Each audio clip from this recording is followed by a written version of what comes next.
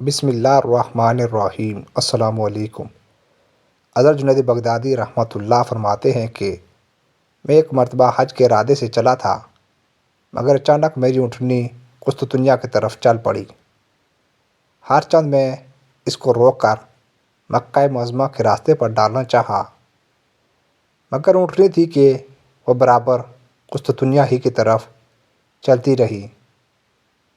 آخر مجبور ہو کر میں نے اونٹنی کو اس کے ارادے پر چھوڑ دیا۔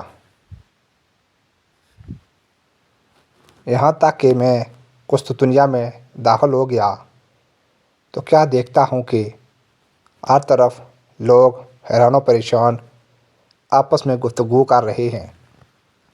میں نے اس کا سبب دریافت کیا تو معلوم ہوا کہ یہاں کے بادشاہ کی بیٹی مجنون ہو گئی ہے۔ اس کے علاج کے لیے لوگ طبیب کی تلاش میں ہیں۔ یہ سن کر میں نے کہا، تم مجھے ان کے پاس لے چلو، میں اس کا علاج کروں گا۔ چنانچہ جب میں اس کے مکان کے قریب پہنچا تو شہزادی نے اندر سے آواز دی کہ جنید، تو نے تو اپنی اونٹنی کو بہت پھیرنا چاہا، مگر ہمارا جذبہ صادق تجھے یہاں کھینچ ہی لایا۔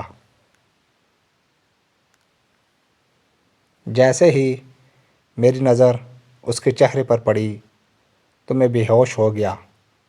جب ہوش میں آیا تو کیا دیکھتا ہوں کہ اس لڑکی کے گلے میں لوہے کا ایک بھاری توق پڑا ہوا ہے اور ساکھ پنڈلی کو لوہے کی زنجیروں نے جکڑ رکھا ہے۔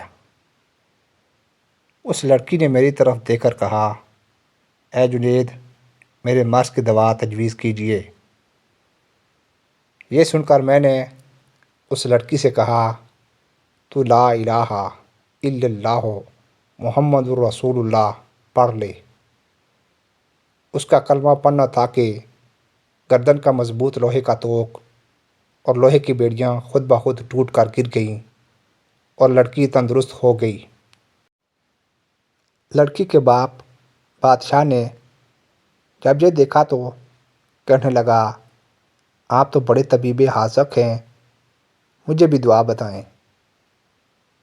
میں نے کہا، آپ بھی وہی کلمہ پڑھ لیجئے جو شہزادی نے پڑھا ہے۔